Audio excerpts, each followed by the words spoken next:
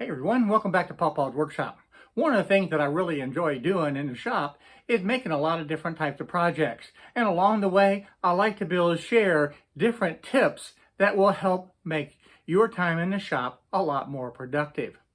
Well, I have a little tip for you today that's definitely going to save you some time and some aggravation. I'm working on an outdoor storage box and I want to be able to put wheels on it. Now I want to verify this.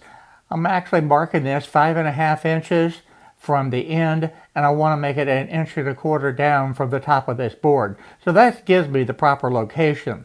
So I need to drill a 1/2 inch hole to be able to accommodate the bolt. With the measurements verified, I have the 1/2 inch paddle bit in the drill and I'm drilling my holes. Now the thought being the bolt would just slip through and hit the surface of the wood, and that's fine. But in hindsight, as I was thinking about it more, I realized that the head of that bolt needs to be recessed down so that the top of that bolt is actually flush with the surface. And I had not thought of that at this point.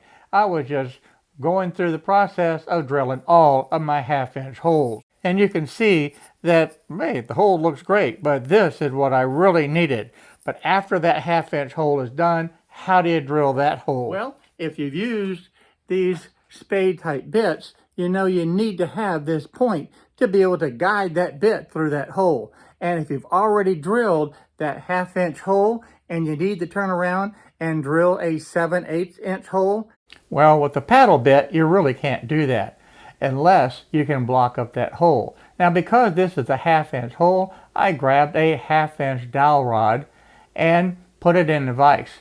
That way it won't slip out and I can hold it exactly where it needs to be. And I just brought the dowel rod up to the surface of the wood itself, and then I can drill the 7/8 inch hole that I need, countersink it down so that the head of the bolt will be flush to the surface of the wood.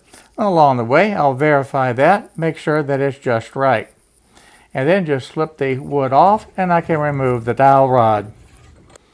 So depending on the hole that you drilled, hopefully you have a dowel rod of that same size that you can just slip in. And the end result is the bolt is exactly as it needs to be, flush to the surface, and that's what I was really wanting to be able to do. So a little change in plan to my original design, but that's what doing these projects is all about. So at this point, all I need to do is just flip this panel over and I can put the wheel on. And of course, with these 1/2 inch bolts, the wheel that I'm using is basically a lawnmower wheel. Drop on the washer, drop on the wheel. I'm going to add another washer, and then I'm going to put the bolt on. Now, there's no real good way to be able to do this and still keep the wheel spinning without having a lock nut. So I'm adding a second nut on here to act as a lock nut to be able to secure this so that the wheel will turn freely and the lock nut will hold everything in place. And this is a real simple method to be able to do that, just using 2 regular nuts. Now granted, yes, I could have purchased the actual lock nut and that would have accomplished the same thing. But now it's all working as it should. So 3 more to go. Before I leave you today, I want to give you a sneak peek at a project that I'm working on. This project is actually over 4 feet wide and almost 5 feet tall. This is going to be a huge project, and I'm going to be tiling this in 4 different sections. I have never seen a tiling of 4 sections before. You're going to see it here first. Well, I hope you enjoyed this really short video today. I like being able to share these types of little tips with you because I know in my shop, as I'm working through different projects, I will change my mind, go a different direction, as I did today. I drilled a 1/2 inch hole and realized that I needed to have that countersunk because I wanted that bolt to go all the way through and the head of that bolt to be countersunk and flush with the top of the wood. Without a tip like this, being able to make that happen would be almost impossible.